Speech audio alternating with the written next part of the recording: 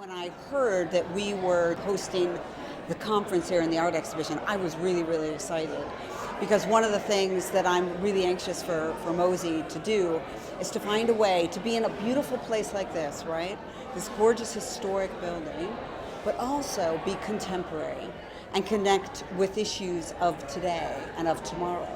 And so FutureEverything represents a really interesting way for us to do that, to be the host not just for the conference, but for the art exhibition as well. In fact, there's a lot of experience and evidence that shows that art is a great way into science.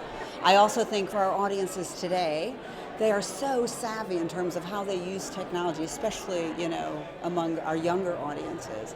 And sometimes we make assumptions that maybe they're not going to kind of connect with that stuff, and yet they do. So I'm really hopeful that they'll really engage with this stuff.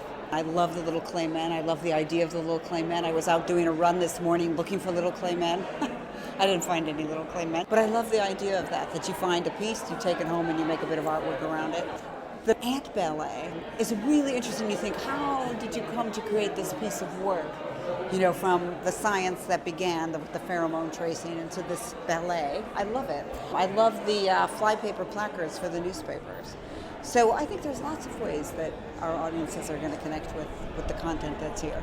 I think it makes us realize that the world's a bigger place and that there are all kinds of meeting places. And sometimes they're physical meeting places, and sometimes they're not. Well, one of the things that's important to MOSI is to figure out how we are firmly rooted in our history, but connected to the present and connected to the future as well. I hope that we're hosting the conference and the exhibition year on year.